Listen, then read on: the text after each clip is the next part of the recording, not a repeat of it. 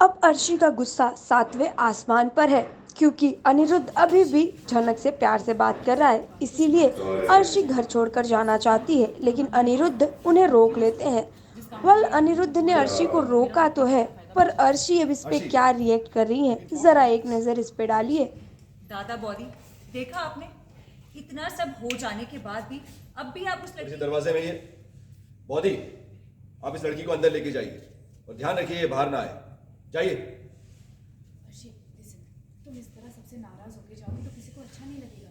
और इस झनक के चक्कर में हम आपस का रिश्ता क्यों बिगाड़े? मैं गुस्सा नहीं, मेरे पास और भी काम है। मैं झनक के पीछे पूरा दिन वेस्ट नहीं कर सकती।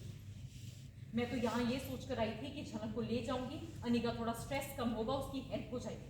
लेकिन यहाँ आकर देखी हूँ, अनी तो उसका स्पेशल ख्याल रख रहा है। अनी, तुमने रिएक्ट कहाँ किया?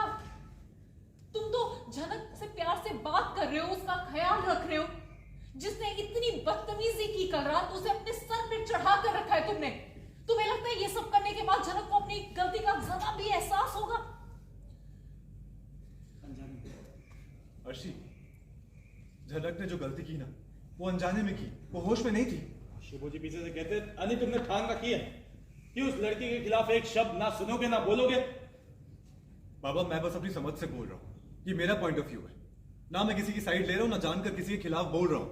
पर वो बोल रही थी, बहुत कुछ बोल रही थी, और ऐसा बहुत कुछ है जो उसने नहीं बोला, और मुझे वो जानना है।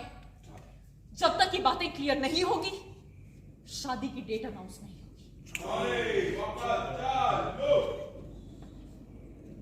अर्शी, दरअसल जो पिछले रात झनक ने पूरा हंगामा किया था, उसे लेकर अब अर्शी अनिरुद्ध से बात कर रही है। यही नहीं, बल्कि वो झनक को घर से बाहर निकालने की भी बात कर रही है, पर अनिरुद्ध है कि वो झनक को निकालने को तैयार नहीं है। इसीलिए अब अर्शी खुद घर छोड़कर जा रही है, और इसीलिए पूरी फैमिली वाले परेशान हैं और अर्शी को बार बार रोकने की रिक्वेस्ट कर रहे हैं।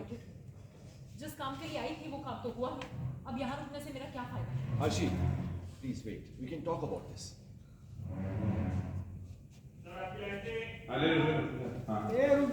Arshi, wait. Listen, we can talk about this. देखा दादा बॉडी, इतना सब होने के बाद भी आप लोगों की आंखें नहीं खुली है। अब ऐसी भी क्या जिद है कि उस लड़की की जिम्मेदारी आप ही उठाओगे? क्यों नहीं भेजते उसे अर्शी के साथ? लाल यहाँ से कहता है, मुझे तो कुछ समझ में ही नहीं आ रहा। अरे माँ बाबा, आप लोग पूरा टाइम झनक की साइड क्यों लेते? आपको दिख रहा है कि काका और काकी माँ कितनी परेशान है, घर के बाकी लोग कितने परेशान हैं। और घर की बाकी लड़कियां इस तरह की तमाशा करती तो भी आपका बर्ताव इतना ही नरम होता बाबा? पापा कहते जरूर होता, और हमने झनक को भेजने से मना नहीं किया है। बेचारी की तबीयत ठीक नहीं है, और वैसे भी इस घर में सब अपनी मनमानी तो करते हैं। हमारी सुनता है कोई जो आज सुनेगा? और शुभ, तुम जानते हो झनक को यहाँ रखना मेरा फैसला बिल्कुल नहीं। तो मैं अपू कहती है, अनी, अरे अनी ने जाने नहीं दिया झनक को, ये तो बहुत अच्छा किया। प्लीज, अभी ये सब। बाबू जी कहते हैं, अरे तुम मुंह पे ताला। अर्शी ने भी एक शर्त रख दी है कि वो तभी रुकेगी जब उसे पूरी सच्चाई मालूम चलेगी, यानी कि झनक का पति कौन है वो जानना चाहती है। जी हाँ, इतना कुछ हो गया नहीं, उसके बाद भी झनक यहाँ तुम्हारे घर पर आराम से रह रही है। तुम्हें आइडिया भी है मुझे कैसा फील हो रहा है? no.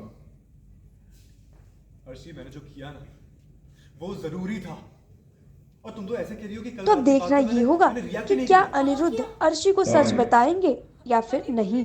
And for more such telly town updates, stay tuned with just showbiz.